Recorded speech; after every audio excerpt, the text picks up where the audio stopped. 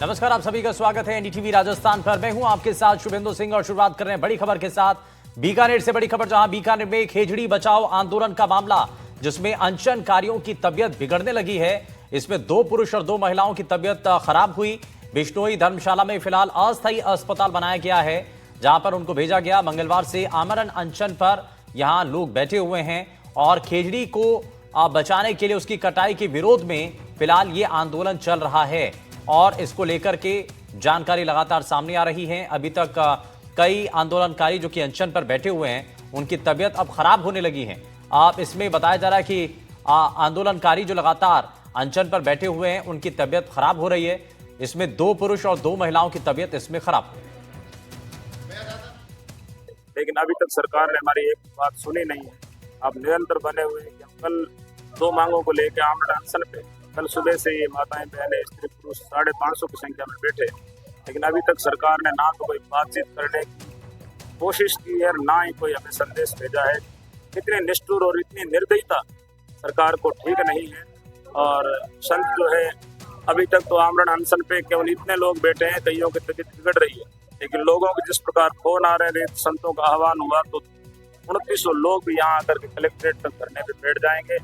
3 act लागू करने की मांग को लेकर बीकानेर में पिछले 3 दिनों से महापड़ाव जारी है। करीब सैकड़ों लोग, 500 लोग हैं जो अनशन पर बैठे हैं और अपनी मांगों को लेकर सरकार से लगातार गुजारिश कर रहे हैं, लेकिन सरकार द्वारा अभी तक कोई वार्ता नहीं हुई है, जिसके चलते लोगों में आक्रोश बढ़ता जा रहा है, असंतोष फैलता जा रहा है। वहीं इस समय में धरना स्थल के बाहर ही खड़ा हूं, आप देख सकते हैं धरना स्थल पर काफी संख्या में अभी भी लोगों का आना जारी है और सरकार से सिर्फ एक ही मांग की जा रही है कि 3 एक्ट लागू हो। आज 30 दिन है, सैकड़ों लोग अनशन पे बैठे हैं। क्या साथी है, सरकार से वार्ता क्यों नहीं हो पा रही है? हम तो यही तो मांग रहे हैं कि राजस्थान का राज्य वर्ष राजस्थान सरकार ने 83 के अंदर लागू किया था।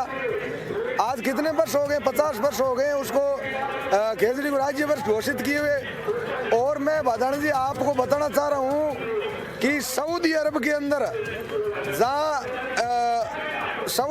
अंदर उनका राज्य वर्ष खेजड़ी है और वहाँ 2.5 लाख रुपए जुर्माना सऊदी अरब के अंदर है। और ये सनातन की बात करते हैं, समी वर्ष बोलते हैं हमारे यहाँ तमाम मांगलिक कार्यों के अंदर खेजड़ी की पूजा होती है।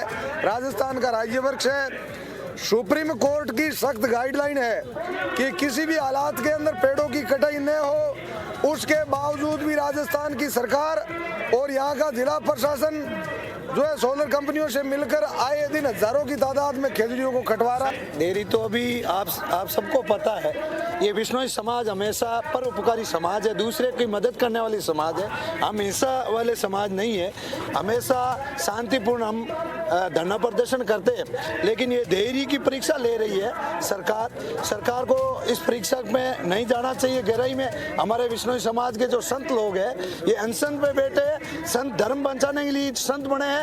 गुरु महाराज जाम्बोस जी भगवान ने 29 नियम बुलाया था, उसमें जी दया पालिए रूख ले लो ने गाए, उनको लेकर तो ये संत बना है। और वो धर्म ही नहीं रहेगा तो संत रह के क्या करेगा? उसी पे बैठे हैं तो अभी हमारा धर्म नहीं बचेगा तो ये संत भी नहीं बचेगा। ये गवर्नमेंट को सोचना चाहिए। नहीं बचेगा तो संत भी नहीं बचेगा, इनका कहना है। इसलिए अपने प्राणों को न्यौछावर करने के लिए यहाँ बैठे हैं, तैयार है। आप कुछ कहना चाह रहे हैं, बताइए। मैं सरकार से ये कहना चाह रहा हूँ कि भाई हमारे धैर्य की परीक्षा ना ले। इतना बड़ा जन सैलाब उमड़ा है और पूरा हम प्रशासन को सहयोग कर रहे हैं और पूरा अनुशासन के अंदर बैठे हैं और पिछले 1.5 साल से बिना किसी पार्टी के सहयोग लिए हुए एक संघर्ष समिति ने, इसके अंदर कोई पार्टी नहीं, सभी पार्टियों से जुड़े हुए लोग हैं, साधु संतों के सानिध्य, उनके नेतृत्व में धरना चल रहा है। हमारी माताओं बहनें इस धरने पे भूखी प्यासी बैठी हैं। हम सरकार से निवेदन करें कि जल्दी बड़ा कठोर ऐसा कानून होना चाहिए जिससे कि खेजड़ी की कटाई ना हो।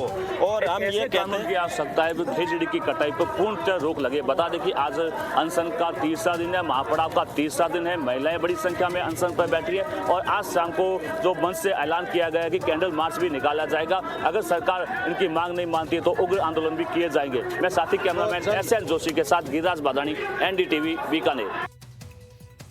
और हमारे संवाददाता गिरिराज भदानी हमारे साथ फोनलाइन के जरिए जुड़ गए हैं। गिरिराज, अब लगातार जैसे जैसे ये पूरा आंदोलन आगे बढ़ रहा है और अनशन की समय जैसे आगे बढ़ रहा है, उसमें जो आंदोलनकारी हैं उनकी तबीयत भी ठीक नहीं है। अभी क्या स्थिति है वहां पर?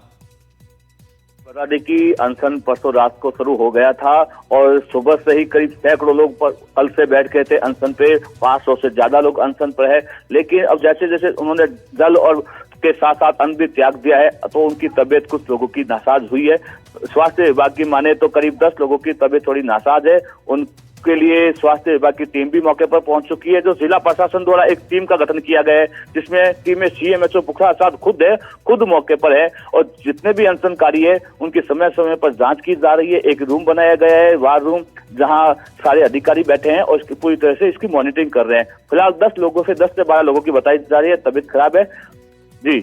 अच्छा गिरिराज, एक चीज और बताइए इसमें, क्योंकि बातचीत का स्तर क्या आगे बढ़ेगा या अभी तक सरकार का कोई नुमाइंदा जिनके साथ अभी बातचीत चल रही है, क्या इसको लेकर के कोई इस पर कोई जानकारी सामने आ रही है?